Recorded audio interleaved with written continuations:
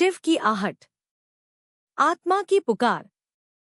एक दिन अद्वैत ने यूं ही एक कथा सुनी जिसमें कहा गया था कि ईश्वर हमारे चारों ओर है, बस हमें उनके संकेतों को समझने की आवश्यकता है।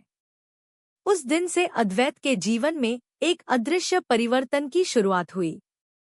उस रात जब वह सोया तो एक सपना आया।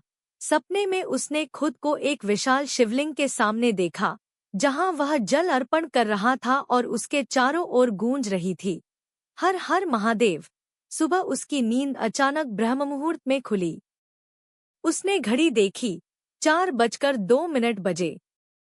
यह उसका पहला संकेत था। संकेतों की शुरुआत। अद्वैत ने सपना किसी को नहीं बताया, लेकिन उस दिन से उसके विचारों में भगवान शिव की छवि गहराने लगी। दिन प्रतिदिन उसे कुछ ऐसी घटनाएं होने लगीं जिन्हें वह समझ नहीं पा रहा था।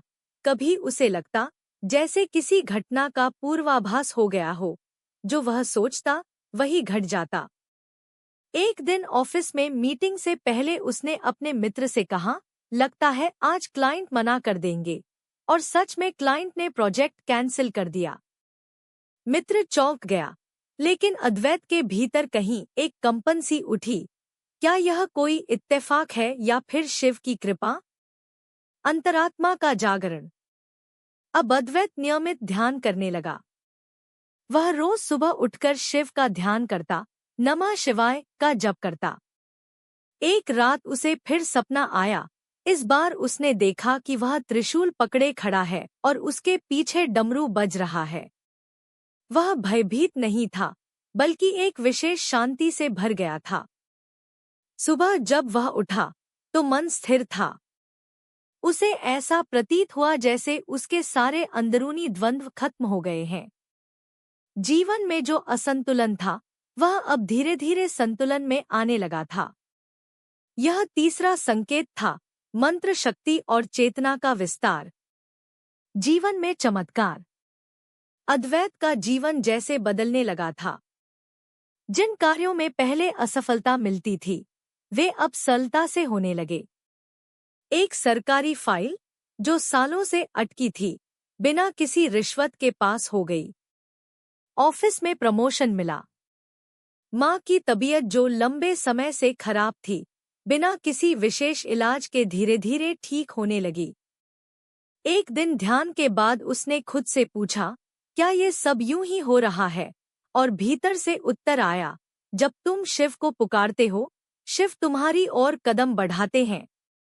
ब्रह्म मुहूर्त का आह्वान। अब अद्वैत की नींद रोज ब्रह्म मुहूर्त में ही खुलने लगी। वह बिना अलार्म के उठ जाता और सीधे ध्यानस्थ हो जाता। उस समय उसका मन सबसे शुद्ध होता, विचार सबसे निर्मल और ऊर्जा सबसे गहन। उसे अब महसूस होने लगा था कि उसका जीवन अब नियंत्रण में नहीं, बल्कि समर्पण में है। वह जान चुका था कि यह समय कोई साधारण समय नहीं, बल्कि साक्षात शिव का बुलावा है। यह चौथा संकेत अब उसके जीवन का हिस्सा बन गया था। स्वप्नों में शिव। अब हर कुछ दिनों में उसे स्वप्न आते। कभी वह कैलाश पर्वत पर था, कभी गंगाजल शिवलिंग पर अर्पित कर रहा होता, तो कभी रुद्राक्ष हाथ में लिए किसी अज्ञात स्थान पर साधना कर रहा होता। यह संकेत थे शिव की उपस्थिति के, शिव के दर्शन के। उसे अब किसी प्रमाण की आवश्यकता नहीं थी।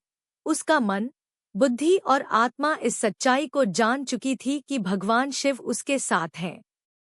परिवर्तन का स्वरूप। अद्वैत अब पहले जैसा नहीं रहा। अब वह लोगों की मदद करता, किसी को अपशब्द नहीं कहता, अपनों से प्रेम करता और जीवन के हर क्षण में शिव का आभार मानता। जो कुछ है वह उन्हीं की कृपा है, यह उसका मंत्र बन गया था। लोग उसके व्यक्तित्व से प्रभावित होने लगे। कईयों ने उससे पूछा, तुम्हारे अंदर ऐसी शांति कहाँ से आई? वह मुस्कराकर कहता, जब तुम स्वयं को शिव को समर्पित कर देते हो, तो वह तुम्हें खुद से जोड़ लेते हैं। संदेश। अद्वैत की कहानी उन लाखों लोगों के लिए प्रेरणा है जो जीवन में ईश्वर को खोज रहे हैं। लेकिन संकेतों को समझ नहीं पा रहे। ये 5 संकेत। स्वप्नों में भविष्य की घटनाओं का पूर्वाभास, वाणी में सत्य की शक्ति, जीवन की समस्याओं का समाधान मिलना, ब्रह्म मुहूर्त में नींद खुलना, शिवलिंग या शिव संकेतों के स्वप्न। इनमें से यदि एक भी संकेत मिल जाए तो समझो कि शिव तुम्हें पुकार रहे हैं।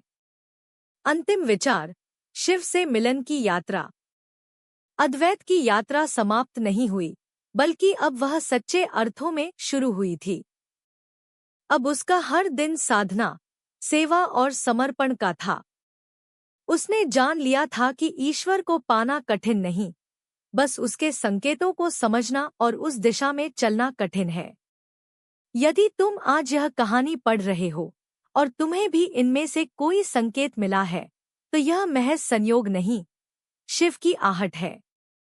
हर हर महादेव। शिवमस्तु सर्वजगताम।